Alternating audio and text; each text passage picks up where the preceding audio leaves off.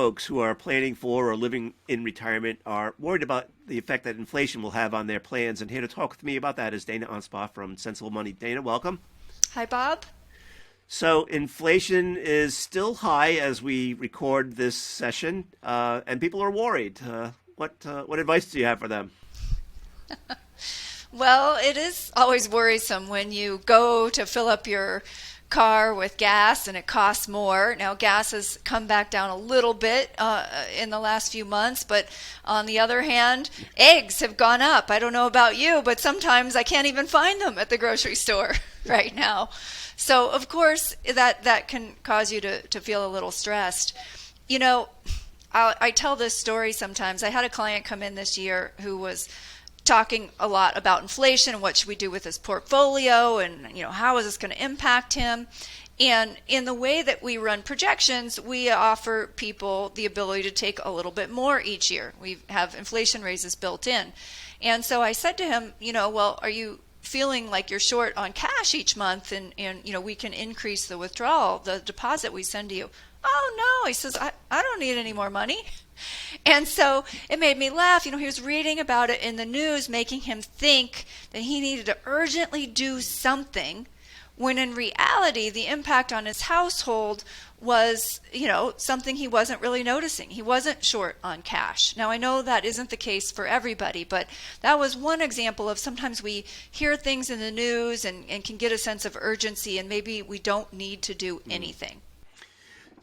So as you say that, it strikes me that too, a lot of folks who are building in inflation adjustments for expenses have to deal with the fact that for many years we were in a zero interest rate environment. And so if we were adding inflation adjustments in a zero rate environment, maybe we sort of built in this cushion already, potentially. Yeah. That is the case for many of our clients. We had assumed that they would need to spend a little bit more each year in retirement, and for almost a decade that wasn't the case. Now, we did have a build-up reserve that we could use to increase their withdrawals now that inflation has kicked in. So certainly that is the case. There's also a difference between the time frames you look at. Inflation is real, so I don't mean to minimize it or say that it's not going to have an impact. That's not true. It will, and it does. But when we zoom out and look at what inflation might be over 30 years, it's likely not going to be outside of around that 3% range that many people use in their financial planning projections. Now, if we look just at a very narrow time frame, a 5-year time frame, yes, it could be significantly higher, just as we had 10 years where it was significantly lower. And so when you're planning over the long term, it often means there's nothing you need to do urgently right now. Now, that being said, there are steps you can take to help protect your plan against inflation, and those are always smart things to do. There is a paper that came out in 2020, an NBER paper that studied the effect of COLAs, cost of living adjustments, in pensions. And what they showed was that, now again, nobody wants to hear this, but that if you eliminated a 3% cost of living adjustment on a pension plan, and some pension plans are looking for ways to make their benefits last longer, and so they may reduce the inflation component that they pay out to their retirees. Now, if they were to do that, you could make up the difference by working just 4.5 months longer. They also said if you eliminated a 5% inflation adjustment, you could make up the difference by working just 7 months longer. So, of course, one of the biggest things we can do to protect our future selves, our future retirement against the impact of inflation is to work longer. Even if it's just half a year, that could make a big difference. The other thing we can do is delay the start date of Social Security. Social Security benefits went up by over 8% last year. Now, if you're already retired, you saw that increase in your Social Security paycheck. It happened automatically. But many people who are not taking Social Security yet don't realize that that increase also impacted their future benefits. So even if you haven't started Social Security yet, when there is inflation, that inflation increase will impact your future benefits. And when you get your Social Security statement, it is not showing you the the benefit amount after future inflation adjustments. So when people are doing their own calculations, they often miscalculate. They don't realize that they will get more than what's on their statement because of these future inflation adjustments. So delaying Social Security to age 70 means you get more. And now each time there's an inflation increase, for example, last year at 8%, you got an 8% increase on a higher starting amount. So that was very beneficial for those people who had waited as long as possible to collect Social Security. Yeah. Let me go back to delay working longer, and I think some of the benefits are worth noting. This notion of contributing even more to your retirement account, delaying withdrawals from your retirement account, giving yourself a little bit extra time for the money to grow in your retirement account. All those things seem like additional benefits that maybe sometimes get lost in the fray. They do, they get lost in the fray, or sometimes people just don't want to wait any longer, right? That's the reality. When you've hit your end point and you just have to get out of your current position, sometimes, we can talk to you all day long about working longer, but you're like, no, I got to make this work. Yeah. And so, but always delaying the day at which you have to take withdrawals, or working an extra year, even half a year, delaying Social Security, those things have a big impact. Yeah. So it's also, I think, worth noting, too, that when we think about inflation and we think about expenses in retirement, some studies have suggested that retirement actually declines on a real basis in retirement. And so is that worth noting as well? It is. And so, when you look at how retirees spend money, it can be broken into the go-go years, the slow-go years, the no-go years.